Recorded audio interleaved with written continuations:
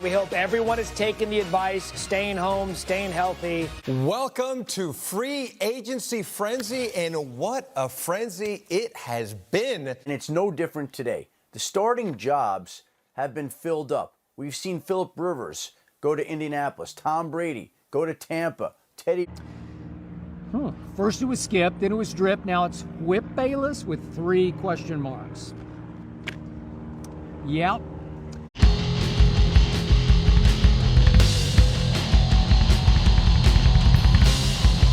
Hey, thanks for watching Numbskull News. And today, of course, sports is canceled.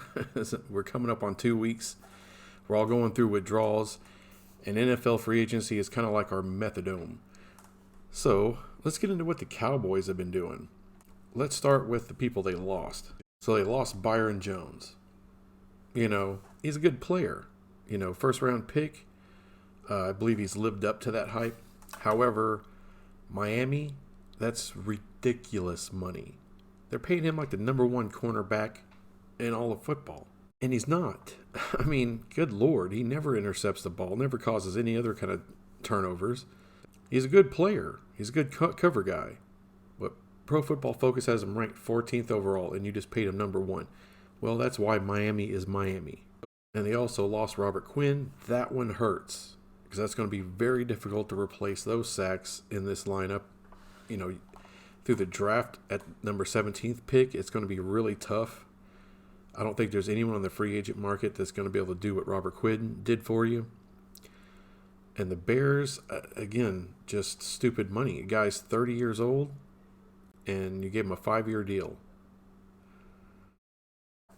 I mean, I don't blame the Cowboys for not matching the deal, but it just kind of sucks. Malik Collins, we lost him, and I like Malik. He's a good player, but that's just it. He was a good player. I believe it was the Raiders that signed him, and they only got a 1-year deal. It was a reasonable deal. The Cowboys replaced him with a veteran in McCoy, which we'll get into later.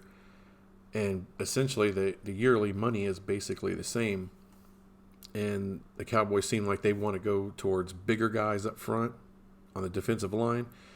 And they're getting away from the Marinelli scheme of things, which, you know, come on, Marinelli was good for us, but he's ran his course. Time for something new, and we got to stop the run game. We've been getting people running the hell all over us. So, I don't have a problem with letting Malik go. Good luck to him. We lost Randall Cobb, and that's another one that sucks. He had a really solid year for us last year. Stayed healthy the whole year. Good playmaker. Both Cooper and Gallup can play in the slot, you know, and so can Tony Pollard. Can we get him some slot work?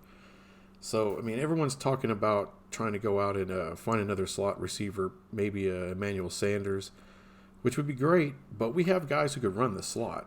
I'm not really worried about it. I don't think that needs to be a top priority in the draft either. And even though I love Randall Cobb, that was just dumb money. I mean, Houston's what an idiot franchise that is. They got a loser of a head coach who makes all their decisions, doesn't get along with the best receiver in the entire game, trades him away for a 2nd and 4th round pick and David Johnson, who's on his last leg. Just ridiculous. And then they go and overpay and take our guy. That's just ridiculous. A 3-year deal on a guy who's always had health issues. All right, we lost Jeff Heath. Okay. I mean, he's a good special teams player. He's a decent safety, but he's more of a backup who was forced into a starting role here, and someone else wanted to throw some money at him. Dallas was pretty much done throwing money at him.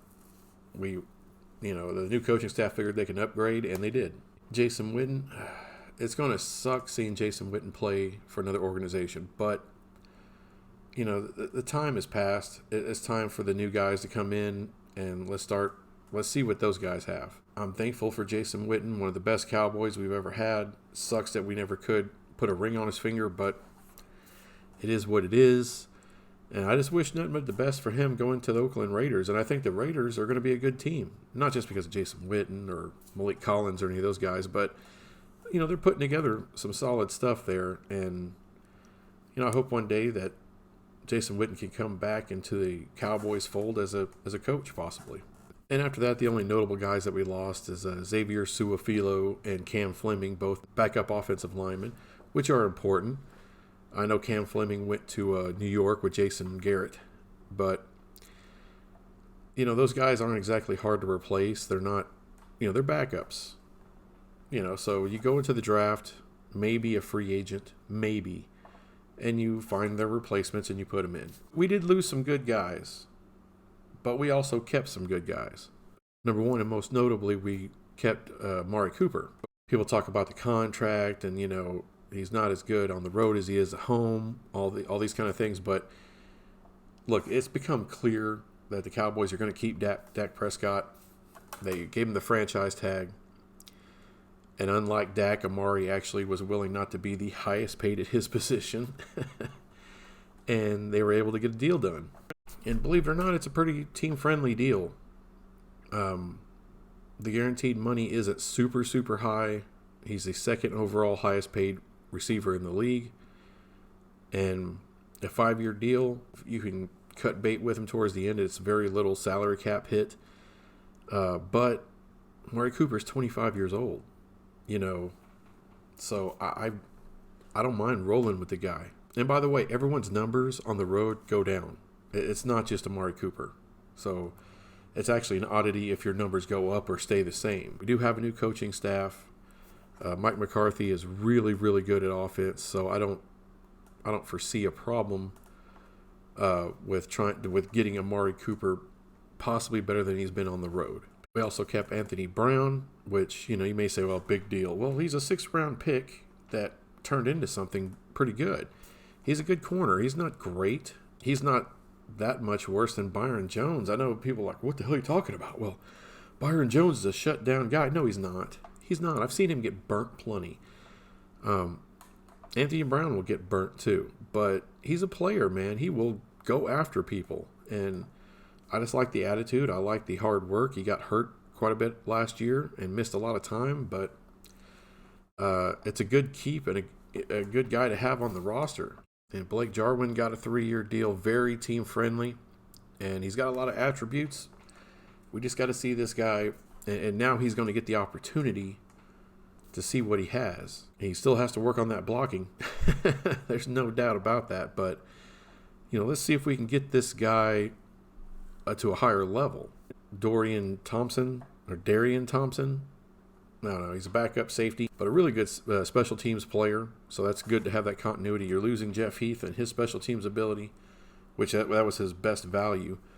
And Thompson, that's his best value. So at least we're keeping that. Keeping Sean Lee, which, I think is fantastic as a backup linebacker. And, every once in a while you're going to have a traditional 4-3 out there. And it's great to have a guy the caliber of a Sean Lee and have him be a backup. And he played great last year when Van Der Esch went down. And the only other notable guy that they kept was Joe Looney. And they actually used a new part of the CBA. It kind of works like the mid-level exception in basketball. So basically, there's like $1.65 million of his subtotal salary that's not going to go against the cap. That's what allowed them to be able to keep him, because I believe the Giants were trying to get him as well. And Joe Looney is a pretty damn good offensive lineman. So to have him as a backup, when he can go to the Giants and probably start for him, and that we're going to keep him in the fold as a backup, it is wonderful for our depth. So bravo to the Cowboys and being the first team to use that new veterans exception, or whatever the hell that thing's called. And now let's get to the guys that they added. All right, they added some names. Gerald McCoy, defensive tackle. He's 32 on a 3-year deal. But like I said before, he's an upgrade, at least for the first year, maybe 2 years. He's an upgrade over Malik Collins. And he's going to be making about the same money that Malik Collins got on the open market. So, and he's bigger. He's way better against the run. And now he won't have as many pressures as Malik Collins gets, but overall, he's a better player. And I think for what this new defensive staff wants to do is stop the run. McCoy is fantastic in that role.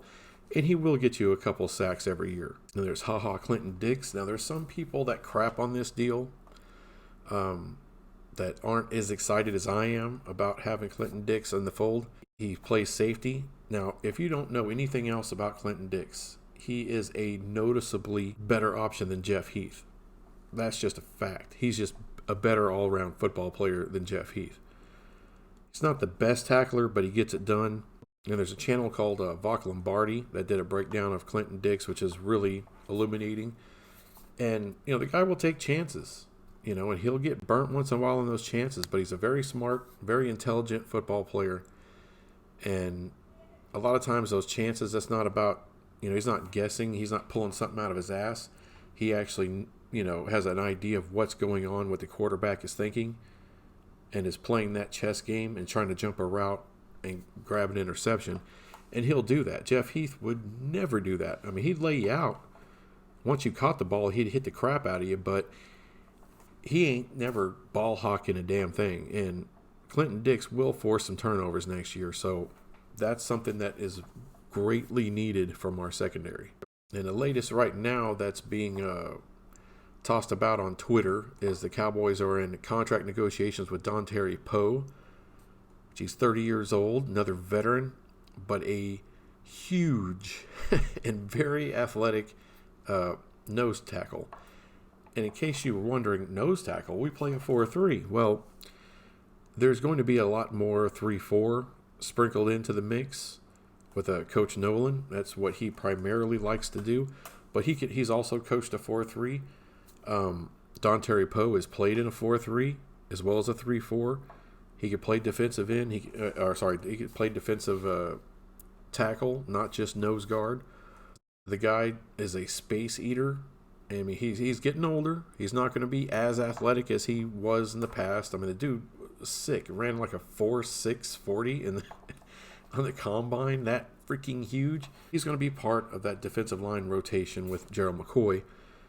And essentially, Coach Nolan, Coach McCarthy are saying, you know what? You're not running on the Dallas Cowboys. And I love the fact that they're like, you know what? We got to protect those linebackers, those outstanding young linebackers that we have them opened up, have these big beefy guys taking up space in the front, let those guys in the back make plays, which they are perfectly capable of doing. It's got me excited. I can't wait. I hope Dontari Poe actually does sign here. It sounds like he's going to. That's why I've included him on the list. And the last guy of note that we signed is Maurice Canady. He's a cornerback from the Jets. And he's a pretty good cornerback. Really team-friendly money. Talking about $1.25 million against the cap next year. That's it. He's not a world beater. I won't say that he's like a perfect replacement for Byron Jones, because as much as I crap on Byron Jones is a solid player. He's just nowhere near worth the money that the Miami Dolphins gave him. Canady is a good player, and he's a really good special teams player. Can you start him? Yeah, I think you can start him if you need to. And that's why I think it was a good signing. He's not as good as Jones, but he's a solid, I will say this, he's a solid player. Last year was clearly his best year in the league. Pro Football Focus had him ranked 20th. And if you're wondering, that's only six spots behind Byron Jones. And he's still a young player. I think he's 25. So, hey, let's see what the kid has. He had his best year last year. Let's see what he has going forward. So overall, how'd the Cowboys do so far in free agency? I think if you add a Dontari Poe, and I'm not expecting Mr. Hall of Famer Dontari Poe to come walking in. I'm expecting a good player. Hopefully he still stays healthy. He had trouble with that last year. Numbers were a little bit down, but I don't really care because you don't know what all's going on. You don't know if he's getting along with the coaches, if they're putting him in a good position. The Panthers in total, their defense was down last year. It wasn't just Poe. So we'll see what happens with him here, but I do think he is a much needed addition to what this defense was doing last year. And of course, Robert Quinn is going to be the one that's really going to hurt next year. It's going to be hard to replace that guy. And I think the Cowboys, what they're doing is, we can't really replace those sacks. There's no one on the open market that's going to do what Robert Quinn did for you. And so instead, let's get some veteran help on the interior of the defensive line and open up these linebackers, because these linebackers are capable of getting sacks as well. So you may have to get more creative with your pass rush. So overall, I give the Cowboys, I'm a Cowboys fan, but I do have to give them an A for this. Everyone's shitting themselves on the guys they lost, but really there's only two, to me, that can't be replaced in the draft. And Byron Jones can get replaced in the draft. You could find a corner in the draft that's damn near every bit as good as Byron Jones is. Jones isn't that good, y'all. I mean, he's not a bust. He's nothing like that, but he's not a playmaker either. He's a solid player. You could find a solid player in the draft. So yeah, I think A, maybe A- is fair, just because, you lose Robert Quinn. But here's the thing. You lose Robert Quinn, you lose Byron Jones and Randall Cobb, but you're probably going to get at least 4 compensatory picks, one of them being a 3rd round compensatory pick and a 4th rounder. So really, we're going to have a lot of ammunition in the draft to move up and go snag somebody who can really help us out this year. And that's what I'm looking for, is for them to do that. The next item up for bid, of course, is just to sign Dak Prescott. But with this whole virus thing going around, it's not exactly a big hurry anymore, is it? Anyway, that's all I got on this crap. I'll be back with something else sometime. Bye.